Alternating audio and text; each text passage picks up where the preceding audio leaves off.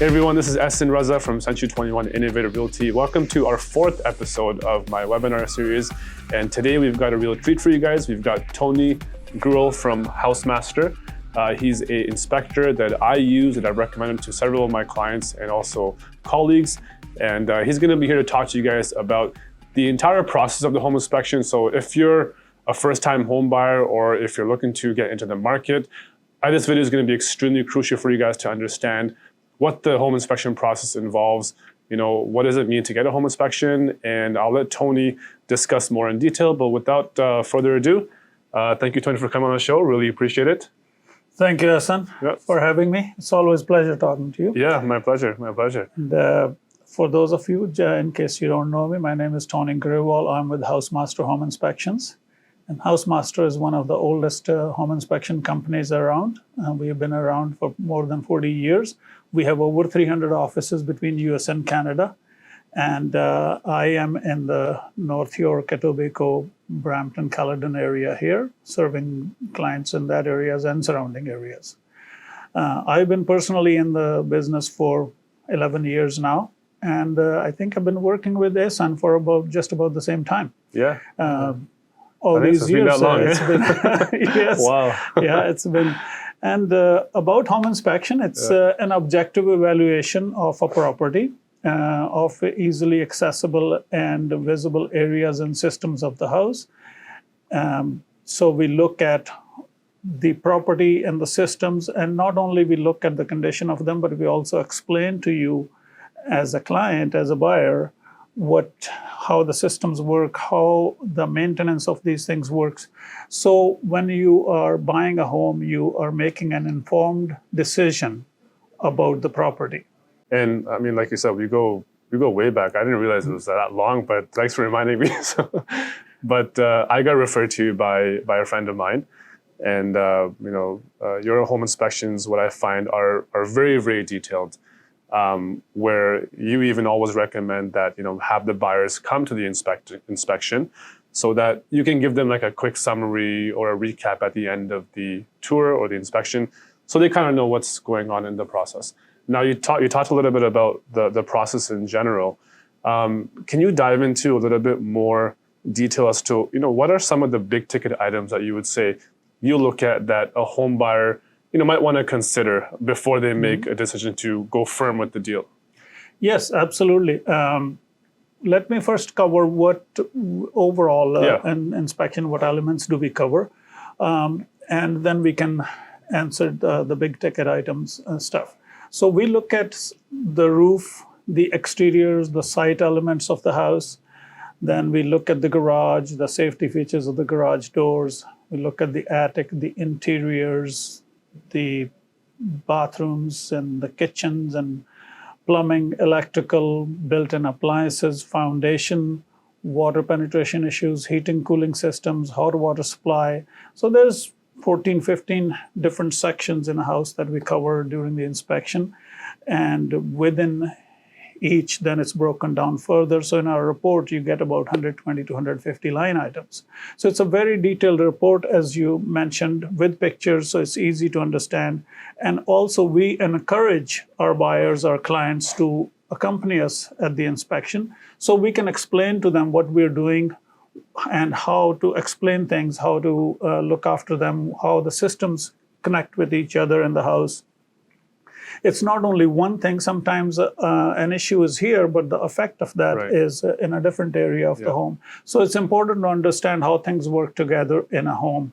And from the big ticket items, windows could be a big ticket items, the roof, furnace, AC. Yeah. Those are the big ticket items in a house. And of course, based on the age of the house, it could be older construction, it could be foundation issues, it could be water penetration issues, it could be electrical issues, whereas in our newer homes, it's different set of things. Yeah. So it's an educational, not only we see the status of the home at the time, but also it's an education time for the buyers, especially the first-time buyers. It's so satisfying, actually, when you talk to first-time buyers, when we explain them things, they're nervous yet excited about their purchase, and to talk to them, explain to them.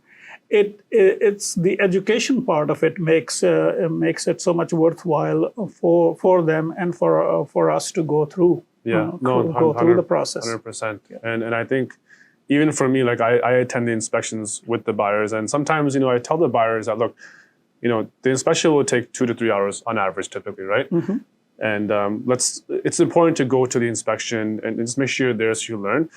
Sometimes some buyers are like, we don't have time, we have work, whatever. I'm like, no, you have to come, because if you don't come, then you're going to miss out on a lot of maintenance tips. Yes. And so when they come, they're like, you know what, I'm so glad you pushed me to come, because this was really a wealth of knowledge that I learned that I didn't know before. So that's kind of what I find always, right? That they always hesitate, but then they do end up coming. They don't regret. They're happy that they came at the end of the day. Yeah, and it's understandable. They're busy, and we always encourage they should come, because it's much more, and we can answer all their questions. We can explain things more in detail.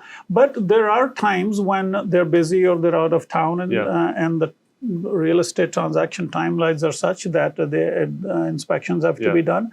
In that case, we do offer. We send them the full detailed report, and then give them the option to go over it, whether it's a Zoom call or a phone call or a video call, to answer any questions. So we're flexible to work with the needs and the times, how that goes, absolutely. Yeah. Yes. Yeah, and we've done that as well with several of our clients who were out of town or couldn't make it. So we have that option. Yes. And we not only do home inspections, we have other services. First off, in the inspections, we do condominium inspections, townhouses, multi-units, older homes, newer homes, commercial buildings. We do also provide other services such as mold, indoor air quality test for mold testing, radon testing. We can also arrange at the same time, so it can be done at the same time if somebody needs wet inspections, well and septic inspections, pool inspections. Those can all be, so it's a sort of one-stop shop. We can arrange all services accordingly. There's a myriad of services involved, because different homes have different elements, right? That's right. They have, some older homes may have septic or, like I said, well, and you want to test that stuff out. And so Tony has all the resources and also the team that can be able to address those different types of homes that you will want to buy. Now, let's talk a little bit about just the timing of the inspection. So in our industry, when the market was hot, right? And you know this, I know this. There was a lot of times where, we weren't able to do a home inspection simply because there were so many bids on the property. And so the buyer who got the property would be the one most likely who was willing to forego their inspection, right? Because when you forego your inspection, then it's a firm deal. Now what we're finding is that the market has cooled down significantly, and home inspections are making a big comeback, which I really feel more comfortable about. I enjoy it because now my buyers can actually do their due diligence, call the inspector. And then once you do the inspection, what happens is that, let's say, for example, Tony says that the AC and the roof are old, they need to be replaced. Now, as a realtor, I can actually go back to the seller and say, look, this is going to cost my buyer an additional $15,000, for example, right? And what we can do as the agent is that we can actually renegotiate the deal with the sellers. Either maybe we get a reimbursement of that amount, or we ask them to repair any items. Some scenarios, some sellers may be like, we don't want to do anything, and that's fine. But the inspection at the end of the day at least gives my buyers the education that there are these situations with the home involved and that there is a remedy for it, right? Now, obviously, there's some things that may be, big red flags, and that actually allows us as a buyers to walk away from the deal within that time frame with our hands washed, no issues, and we get our deposit back. So that's for the convenience of the buyers, and that's why I really recommend getting a home inspection done. Now let's segue into, for example, you've done the home inspection, the buyers are at the property. What I like about you is you always provide home maintenance tips, especially for the different seasons. So we have winter coming up now, which is a good time to do some maintenance. What are some maintenance tips that you would recommend in the winter time? Sure, that's a great question, actually. As part of our service, we do explain the maintenance during a home inspection. But fall is here, and fall maintenance is important. more so on the exterior. I think the roof should be checked, and you don't have to go on the roof because it's not safe to do so. You can check with binoculars from stepping away from the home for any loose or broken or missing shingles, get them repaired. The gutters should be cleaned after the fall, so there's no debris, leaves in the gutters to block them. Downspouts should be extended away from the foundation. Then you check the siding for any gaps that should be sealed around windows and doors. Any caulking needs to be done. Any gaps that should be sealed. At the same time, you can improve the weather stripping around doors to prevent drafts. And slope around the foundation. Any cracks in foundation should be sealed, repaired. Also, disconnect the water hoses from outside and then shut off the water before winter sets in to prevent frozen pipes and subsequent damage from them. Also, the heating season is coming. It's a good idea at this point to get your furnace serviced, change the filter, get the humidifier serviced, check your smoke and carbon monoxide detectors are in working condition, check the GFCIs outside and inside by testing them. So those are the things you need to do in fall that you're set for the winter. Right, that's great. And summer, spring have their own tips and all, but since we're entering the fall winter season, this would be most I would say relevant to the audience right now. Now, aside from that, what would you say are some things that home buyers, when they move into their homes, what do you find that they usually neglect? Because you find a lot of stuff, right, involved. What are those common things that you see that, okay, this is something that they always neglect or have a common issue with? Actually, I would say in our company, in our surveys we have done internally, we find about 80% of the issues we find in inspections are deferred maintenance items. Right. It's the maintenance of a home is actually very important, and we have resources. When we do the inspection, we tell you. Then also through the House Master Cloud, you get access to what are the maintenance things to be done. Maintenance is deferred in some houses more than others, and sometimes it's just a matter of not knowing. So, and these days, for that reason, home maintenance inspections are becoming very popular now, especially with the market we had. Lately, people were getting inspections done after the fact that they bought the home without an inspection, and they wanted to get for their own peace of mind what are the issues to be done with. So home maintenance inspections are becoming very popular, where we can come and do a 1-hour inspection or a full inspection to go over and tell them, because every house can be different depending on what people have kept up to and what side not. So it can be very different on the age of the house, on the awareness of the homeowner. So we offer home maintenance inspections, and we can come and have a look at the house and tell you these are the things that need to be kept up.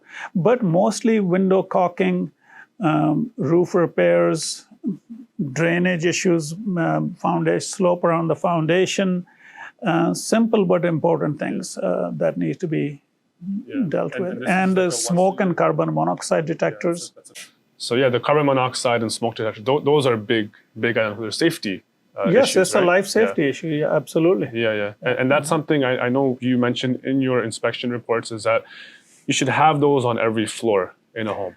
Correct? Yes, the bare minimum is that wherever the bedrooms are, you need to have a smoke and a carbon monoxide detector and a smoke detector on every floor in the house. Right. But we recommend that you put a smoke and carbon monoxide detector on every floor. It's just, it's not a big ticket item. Right. They're small but important. Yeah.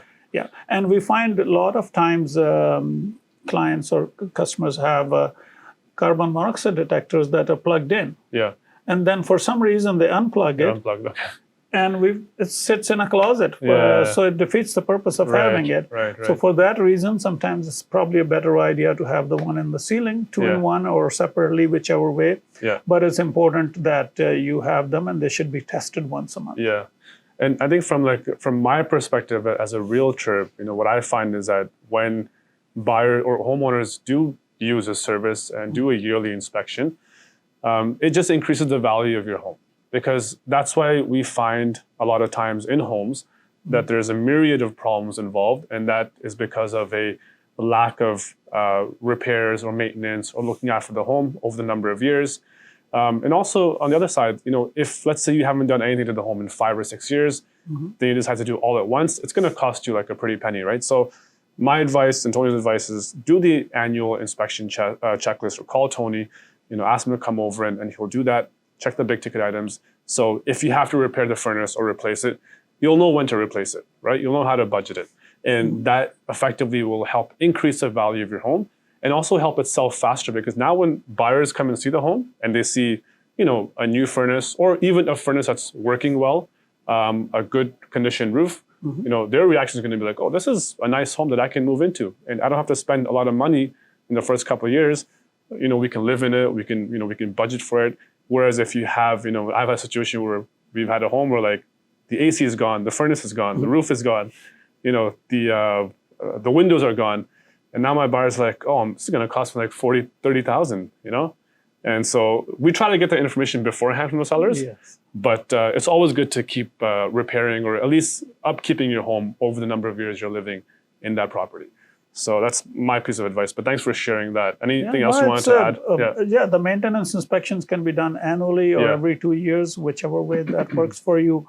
Then we can tell you. And people use them to budget their repairs and maintenance accordingly once we tell them these are the things to do. Yeah. And you mentioned for the seller side. Yeah. Absolutely. Sellers inspections are a great way to do that. When you do a seller's inspection, we do them for you for, we also call them pre-listing inspections. Yeah.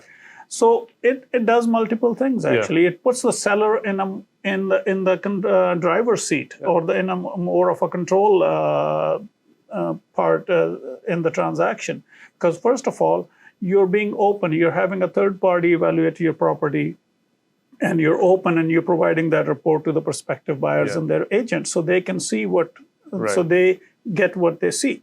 Secondly, as a homeowner, you may not see some of the stuff that needs to be done to the home. So when you, as a seller, you get the inspection done for the seller side, you have multiple choices. You can have, so you know what needs to be done. You can take care of all of the things or some of the things. Exactly. And then for some other items, you may not want to do them, but then you can adjust the price of the house accordingly based on that. Right. What that does is now you have you get a better price because you have priced it at the best price based on the conditions of the home. Right. It's more objective that way. And for the buyer side, they come and see the report. They know what the issues are, and they're more comfortable in putting the offer. And most of the time, or sometimes, they will just waive the inspection condition because they see a third-party evaluation of the property. Yeah. And they go for it, or they can bring their own inspector. That's okay. Yeah. Yeah. So it's when you do a seller's inspection, it puts you in control, and it minimizes renegotiations when the transaction is on the line. Because you have disclosed everything through the inspection report, there's nothing to go back to renegotiate because you've already mentioned it all and it's priced accordingly. Exactly. So it moves the transaction faster. Yeah. It keeps the negotiations to minimum after the fact. Yeah. So it's a win-win. It's definitely a win-win. Mm-hmm. And we've had several situations where, my clients have done a seller's inspection. So inspection is probably known for buyers, but like you said, we can also do a pre-listing inspection. So if I'm listing a home, I'll recommend my sellers to do an inspection before the listing so we can identify any things that we want to fix, like you said, and we can fix them. So for example, like a couple years ago, we listed a house in Pickering. You did the inspection for it. I remember there were some issues in the attic, insulation and a little bit of maybe mold that could have been cleaned up. We identified that. That would have been maybe a deal breaker for a lot of buyers, right? Yeah. We got the right person in there, had that fixed up.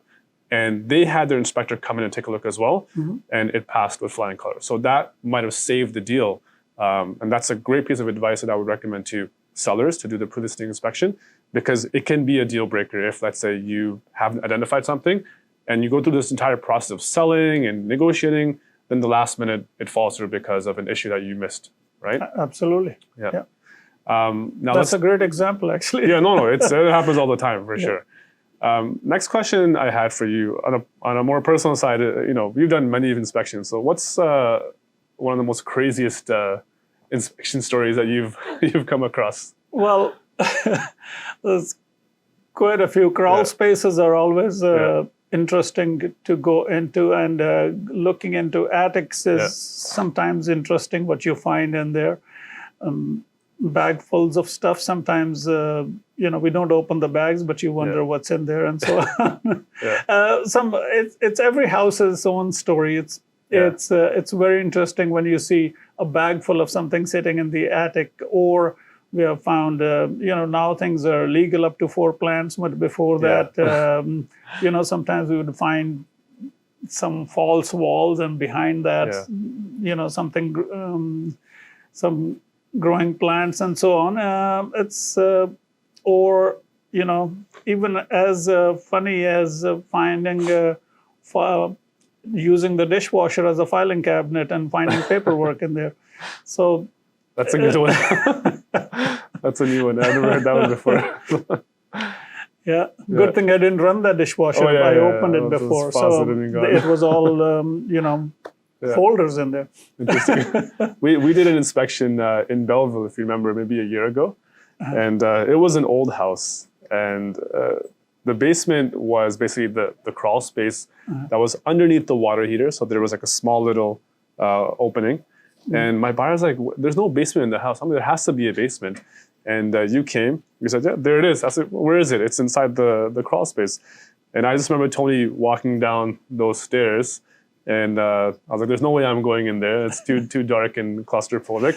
But that's something that you guys do, right? I think eventually you did follow me. You wanted to see what was there. Okay, I don't remember. Maybe it was a client. I don't know. But that was kind of scary. Was there, but speaking on that was a Century home, and it was a crawl space with a few steps down. Correct. Yes. So speaking on the age of the home, now I get clients who, sometimes deter from buying older homes because their notion is that it's an old home, so the misconception is that there's going to be things wrong with the house.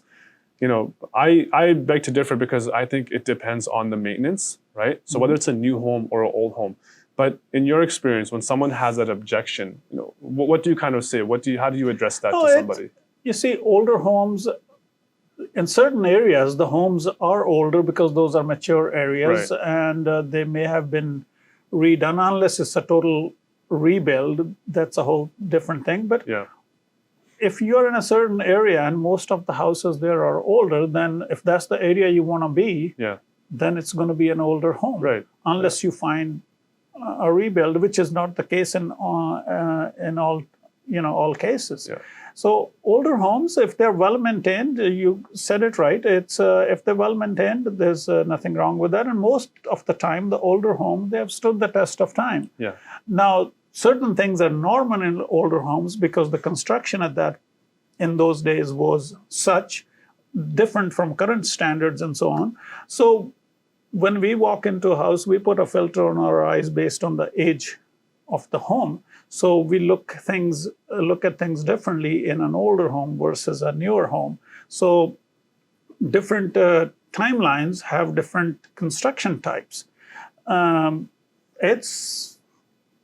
That just comes with where you want to be. And some people like older homes, some people don't. It's a personal thing. And of course, the area, then that comes with it, which area you're buying in. And age will be accordingly. Yeah, no, fair enough. I mean, it's older homes, newer homes. At the end of the day, it depends on the maintenance, like you said. And I've seen some old homes that are just immaculate and beautiful, right, out of this world. And it's because at the end of the day, it comes back to the buyers being able to maintain the home.